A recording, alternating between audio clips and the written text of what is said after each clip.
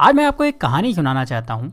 ऐसी कहानी जिसको सुनने के बाद आप भगवान से गरीब होने की शिकायत बंद कर देंगे और आप उस रास्ते पर आगे बढ़ जाएंगे जो आपको अमीरी की तरफ लेकर जाएगा। कहानी कुछ ऐसी है कि एक गरीब आदमी था और वो हमेशा ही भगवान से अपनी गरीबी की शिकायत करता रहता था। उसे शिकायत ये थी कि उसके झोपड़े से कुछ दूर रहने वाला आदमी इतना अमीर है और वो गरीब। उस अमीर आदमी को सब कुछ आसानी से मिल जाता है और गरीब को हमेशा ही मेहनत करना होती है, तब भी कई बार उसे भूखा रहना होता है। रोज रोज की शिकायत सुनकर भगवान ने सोचा चलो आज इसको जवाब दे ही देता हूँ। तो ऐसे में भगवान ने क्या करा कि जो अमीर आदमी था उसको इस गरीब आदमी के बराबर गरीब बना दिया और दोनों को ही मछली पकड़ने वाली एक छड़ी दे दी।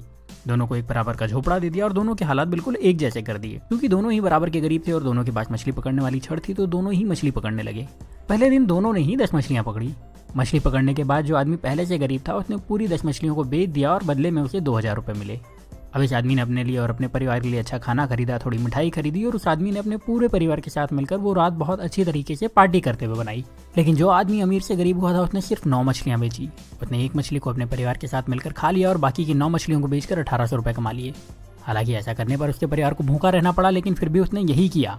अगले दिन उसने 1000 रुपये खर्च करके एक मछली पकड़ने वाली छड़ खरीदी और 500 रुपये एक इंसान को देकर अपने साथ काम करने के लिए रख लिया और 300 रुपये बचाकर रख लिए ताकि कभी जरूरत पड़े तो काम आ सके। अब अगले दिन जो इंसान पहले से गरीब था, जिसने अपनी मछली के सारे पैसे पहले ही खर्च कर दिए थे, उसे फिर से 10 मछलियां मिली।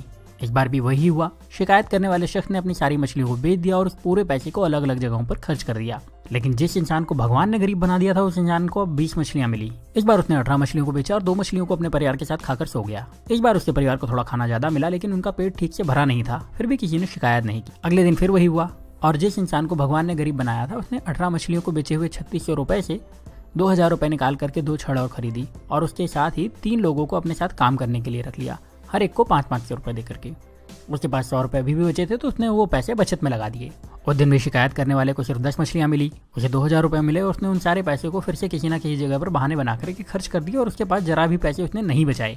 लेकिन दूसरे शख्स को शाम होते होते 40 मछलियां मिल चुकी थी। उस शाम को इस अमीर से गरीब बने इंसान ने अपने परिवार को 4 मछलियां दी, जिसके बाद उस परिवार ने पेट भर के खाना खाया और उसने बाकी की 36 मछलियां बेच दी और उसे 7200 रुपए कमाए। अगले दिन उसने 3000 रुपए में 3 छड़े और खरीदी और अब उसके पास कुल 7 छड़े हो चुकी थी। उसके पास कुल मिलाकर अभी भी 4600 रुपए बचे थे तो उसने 7 लोगों को बुलाया, हर एक को 500 रुपए दिए और उन्हें मछली पकड़ने के लिए रख लिया और खुद उनके काम पर नजर रखने लगा। इतना पैसा खर्च करने के बाद भी उस इंसान के पास 1100 रुपए बच गए थे। जब शाम हुई तो इस इंसान के पास 70 मछलियां थी। उसके पास पहले से ही 1100 रुपए थे। उसने दिन भर कोई काम नहीं करा था तो वो ज्यादा थका हुआ भी नहीं था। उसके पास 7 छड़े थी जो कि इसकी ही थी, उसकी एसेट थी। उसके पास काम करने वाले लोगों की एक टीम थी जो उसके लिए काम करती थी। और शाम को इस इंसान ने 66 मछलियों को बेचकर 13,200 रुपए कमाए। उसके पास पहले के बचे हुए 1100 रुपए तो थे ही, मतलब अब उसके पास अच्छी खासी पूंजी भी थी और उसने परिवार को मछलियों के साथ अच्छा खाना भी खिलाया। अगले दिन उसने फिर से कुछ छड़े खरीदी, इस बार ज्यादा लोगों को काम पर रखा और पहले से ज्यादा पैसे कमाए। रात को परिवार के साथ मछलियां खाई और थोड़ा अच्छा खाना भी खाया।